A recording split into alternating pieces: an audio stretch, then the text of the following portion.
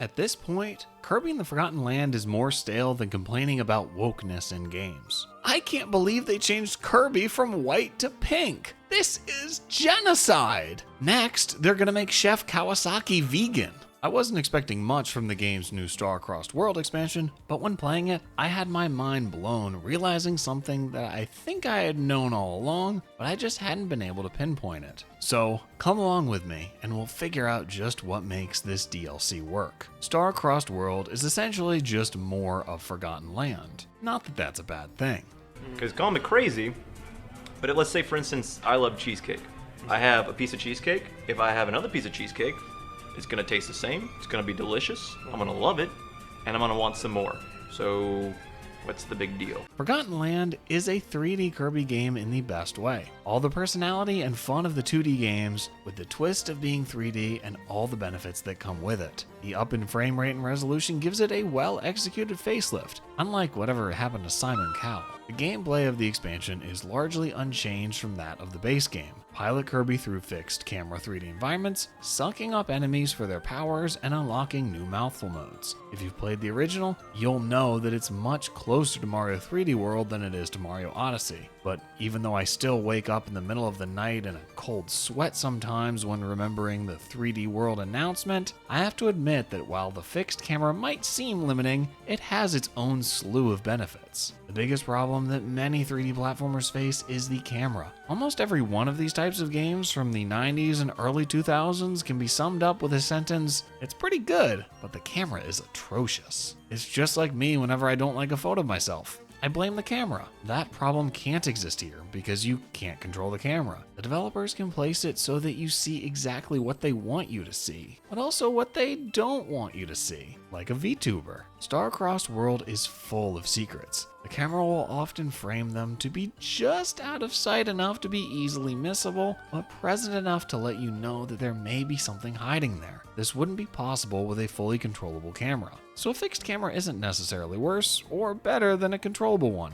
It all just depends on what the designers are looking to do. Each system has its own pros and cons, and I'm happy that Nintendo will give us both. Between controllable camera 3D platformers, fixed camera 3D platformers, and 2D platformers, there's so much that can be done under the platforming umbrella, and it's great to get games consistently released in these different styles. The levels will start the same as certain ones from Forgotten Land, but smashing certain crystals will add new paths that lead to much different journeys. It's cool to see what new geometry will form when you hit one, but I don't think this gimmick alone is enough to carry the expansion. The same is true for the overall crystal theme that the DLC carries. The stages are coated in crystal. Not a problem on its own, but when you go through them one after the other, it gets old.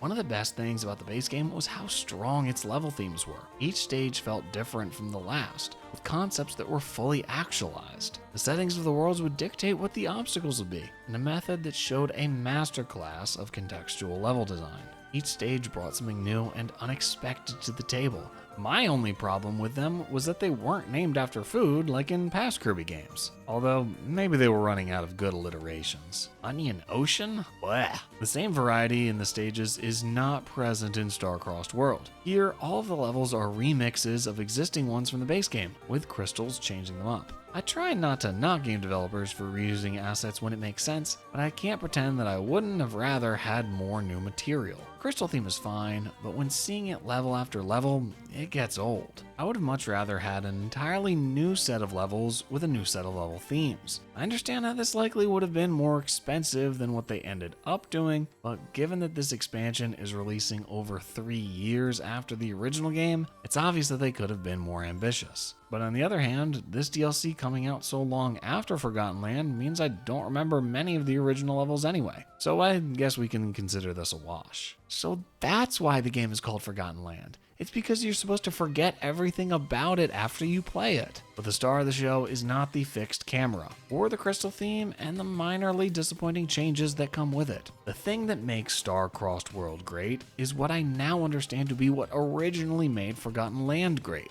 the Mouthful mode abilities. Mouthful mode was introduced in Forgotten Land as a way to change up the gameplay. Rather than sucking up an enemy fully and taking their copy ability, Kirby will suck up an object and get it lodged in his throat. Pretty innovative of the developers to make a choking hazard into a gameplay element, and it adds variety. Even more so than the jump to 3D, this is the most important innovation that Forgotten Land brings, a fact that continues to be true in Star-Crossed World. Mouthful mode transformations don't just change what type of attack Kirby can do, like with the copy abilities, but they fundamentally change who and what Kirby is. Something that could normally only be done with years of intense psychotherapy, and maybe some ayahuasca. What makes Mouthful mode so impactful isn't only what the transformations do, but what the transformations allow the game to do.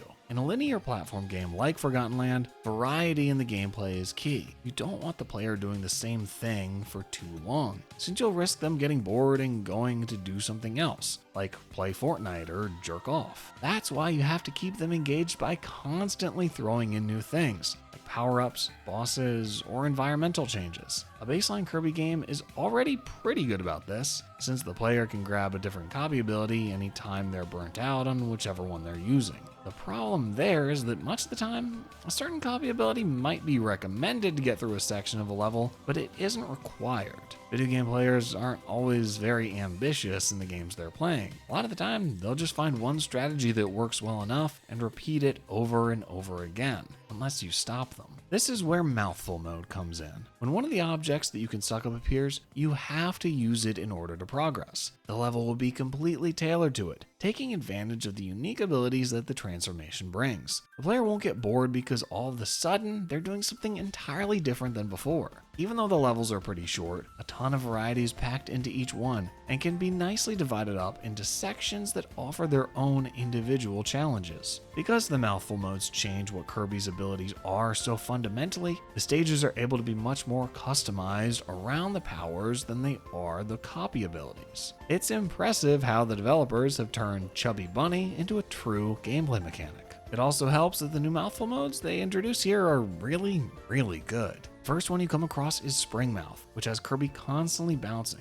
and lets him hit the jump button at the right time to bounce way up into the air, as well as crash down. And I have to say, I am once again totally vindicated in my praise for the Spring Mushroom from Super Mario Galaxy. It functions the exact same way. Let me ask you this. If the Spring Mushroom is so bad, why does Nintendo keep putting it in their games? It was in Super Mario Galaxy, Super Mario Galaxy 2, Super Mario Bros. Wonder with the Spring Feet badge, and here it is again with Spring Mouth. So, I am once more proven completely correct. I will be accepting apologies on my Twitter page and in the comments section below. The only differences between the Spring Mouth and the Spring Mushroom is that this one is easier to control, thanks to Kirby not flipping upside down as he bounces, and the timing for the big jump being more generous. Probably the right move for the typical low difficulty we see in Kirby games. And these alterations don't take away from the fact that it's simply fun to use. Even though Forgotten Land is technically a 3D platformer, the importance of jumping is much lower than almost all other games in the genre. This is because of Kirby's ability to float through the air, a power which is nerfed compared to the 2D games, but still effective enough to mitigate any precision platforming.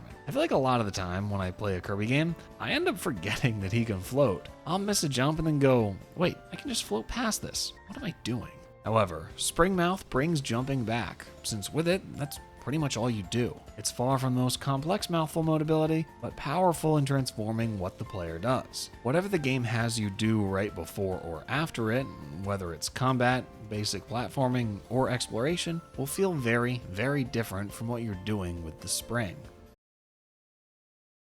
Next we have the sign, which isn't used for anything specific to what signs are normally for. Really, I was hoping Kirby would be like one of the guys who hold signs out of the side of the road for some warehouse sale, while looking absolutely miserable. But instead, it's basically an excuse to have a big, flat object that Kirby can wrap himself around to slide down slopes. Even more so than Spring Mouth, this is something that's been done in many games already, but I like it every time. It brings the simple thrill of acceleration with just the right amount of control. In any game with a segment like this, you'll feel yourself completely drawn in, to the point where you don't even want to blink. The tension doesn't let up until you finally reach the finish. And when you put down the controller afterwards, you shouldn't be surprised if your hands are shaking.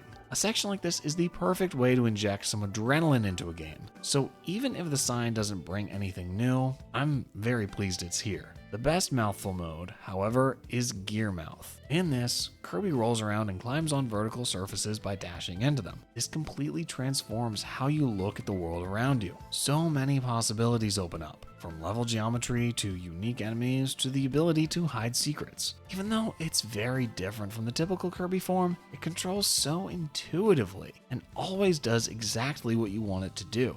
I gotta tell you, playing this after Dragon Drive is like drinking a glass of water after being lost in the desert. Jumping between vertical surfaces is introduced as you land back onto the walls with a dash. This is so satisfying to pull off, and I honestly think an entire game could be made out of just this transformation. Like the other Mouthful modes, this completely changes the gameplay, providing the excellent variety that this type of game thrives with. Many of the Mouthful modes from the original game also make reappearances, but just once each. Sometimes you've just gotta pop out and show them you still got it. Each one of these appearances are incredibly well done and show all the merits of their respective transformations. Stairs Mouth shows up in the second stage, requiring you to keep it the entire time and not let it fall off of the conveyor belts. Cone Mouth is in the fourth, where you use it to crack leaky pipes and turn them into geysers. Pipe Mouth comes in to provide a quick Donkey Kong Country minecart-esque rail challenge. Water Balloon gives you the ability to clean up the poisonous goo that plagues the Dream Parade. Ring Mouth appears in Winter Horns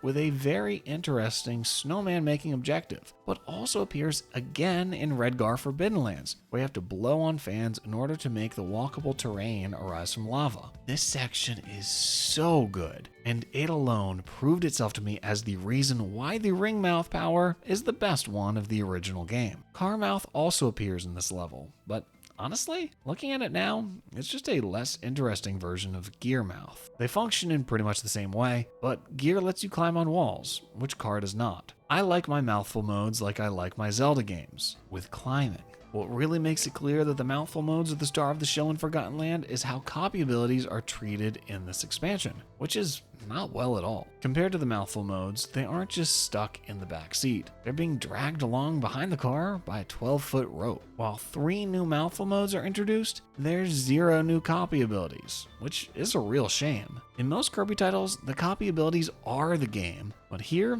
they feel like an afterthought. What makes this strange is that the copy abilities from the main game are fantastic, probably the best that have appeared in any game in the series. The switch to 3D gives them extra depth, and the way you can upgrade them makes them much more interesting. We wouldn't have needed that many more copy abilities, even just 2 or 3 upgradable ones would have been really nice, and made the DLC feel more substantial. The existing abilities are still as good as they were before, but for this add-on coming out 3 years after the base game, I think it's fair to ask for a little more. But maybe the choice to not add any more copy abilities wasn't made due to any time or budget constraints, but simply because they didn't think it would be worth it. Not worth it because the Mouthful modes are so superior. Even though the copy powers can be pretty different, they can't approach anywhere near the diversity of gameplay that Mouthful mode brings. Their presence in the levels feels much more fluid and nebulous, due to the fact that you're still going to be playing fundamentally the same no matter what copy ability you have. Maybe the attack will be close quarters or ranged,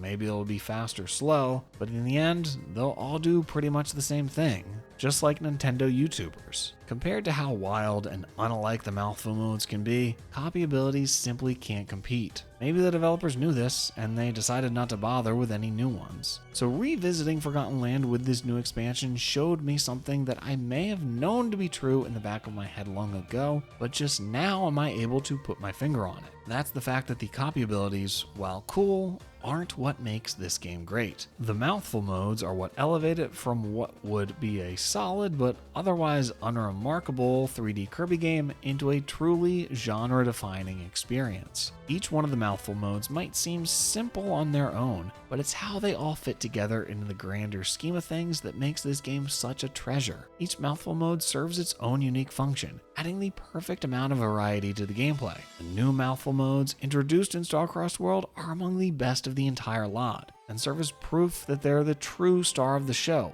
the reason to play the game. Honestly, I'd play an entire game that's nothing but Mouthful modes. Oh, But even as good as this DLC was, I was left wanting more. Adding only 12 stages, plus a final boss, feels a little sparse for an expansion that's released so long after the original game. But I'm not going to even pretend to think that they were working on Star-Crossed World this entire time. New Kirby games are put out with impressive consistency, usually just around 3 years in between each one. Taking this pattern into account, we have to imagine that the next one isn't too far off. Forgotten Land sold supremely well, over 7.5 million copies, which blows almost every other game in the series out of the water. Knowing this, a follow-up seems inevitable, so I'd imagine we'll see a sequel before too long. It feels obvious that the limited scope of this expansion is at least partly due to most resources going towards a brand new game, and that's no excuse. Because even though I love what they've done with it, Star-Crossed World is short, has no new copy abilities, uses the same level settings, the same bosses,